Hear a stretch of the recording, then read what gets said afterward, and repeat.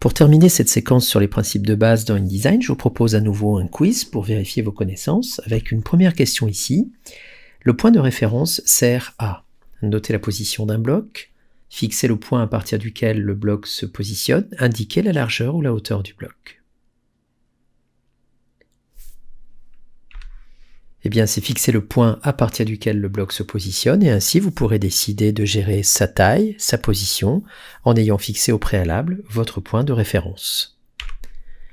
J'ai perdu un panneau, je le retrouve dans le menu Affichage, Fenêtre ou Édition.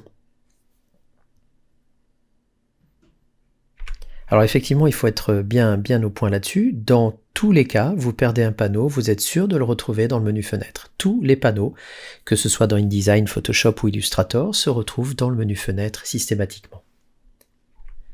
Pour dupliquer un bloc rapidement, je peux évidemment utiliser le copier-coller classique, CTRL-C, CTRL-V, mais je peux aussi utiliser une touche du clavier qui va me permettre d'effectuer cette duplication de manière rapide. Est-ce que c'est la touche Alt, la touche CTRL ou CTRL et Shift ?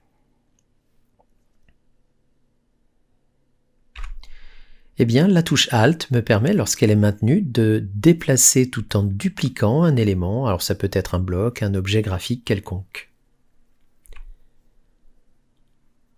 Pour transformer un bloc de texte en bloc image, je peux faire un clic droit contenu, et demander contenu donc, aller dans le menu affichage et changer de type de bloc, ou alors ce n'est pas possible tout simplement. Eh bien effectivement, en faisant un clic droit sur le bloc concerné, vous pouvez le transformer. Donc un bloc image pourrait devenir un bloc de texte, et un bloc de texte pourrait devenir un bloc image. Alors attention toutefois de rappeler que si le bloc contient déjà quelque chose, une image ou un texte, vous ne pourrez plus effectuer cette opération, c'est une sécurité. Dans le menu édition, je peux demander dupliquer. Cette fonction sert à dupliquer un objet, répéter la dernière manipulation ou bien créer une copie du bloc sélectionné. Alors aussi bizarre que cela puisse paraître, la commande dupliquer ne sert pas à dupliquer un objet, c'est vrai que c'est très surprenant. Cette fonction, qu'on aurait peut-être pu appeler autrement, permet de répéter la dernière manipulation.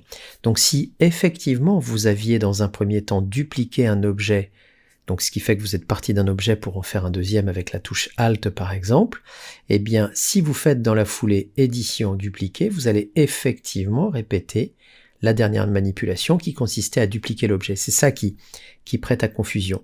Donc dupliquer dans le menu édition ne veut pas dire dupliquer, faire une copie, mais veut dire je répète ce que je viens de faire. Pour les personnes qui connaissent PowerPoint par exemple, c'est l'équivalent de la touche F4.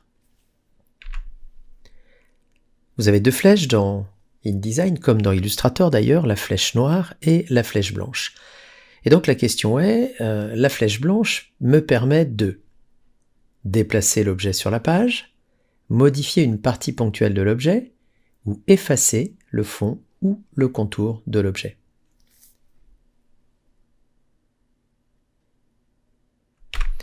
Eh bien, la flèche noire qui me permet de modifier la globalité de l'objet, de déplacer l'objet, de l'effacer, de le redimensionner, ne fonctionne pas tout à fait comme la flèche blanche qui, elle, effectivement, permet de modifier une partie seulement, une partie ponctuelle de votre objet, par exemple un coin, le coin supérieur gauche, le coin supérieur droit, etc.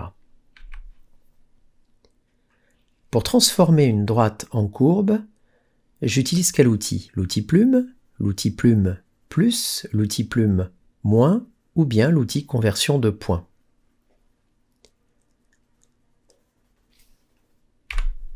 Alors je me suis permis d'afficher les outils dans l'ordre où ils apparaissent dans le menu plume, puisque dans l'outil plume, vous avez 4 outils, dont le dernier, conversion de points, qui effectivement me permet, lorsque je clique sur le point d'ancrage d'une droite ou d'une pointe, de convertir cette droite en courbe. Et donc c'est ainsi que l'outil plume pourra vous permettre de tracer à la fois des droites, mais aussi des courbes.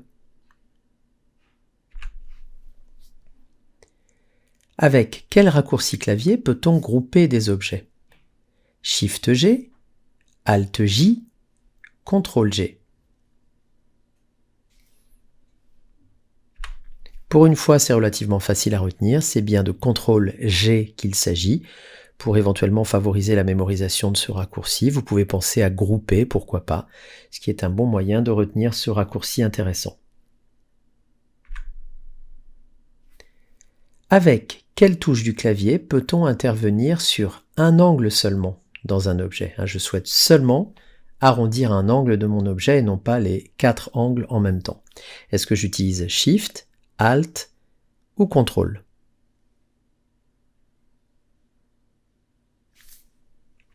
Eh bien effectivement, c'est la touche Shift qui me permet de régler ce genre de problématique. En maintenant Shift enfoncé, en cliquant sur le petit carré jaune qui apparaît en haut à droite de votre objet sélectionné, vous pourrez ainsi bouger un angle individuellement.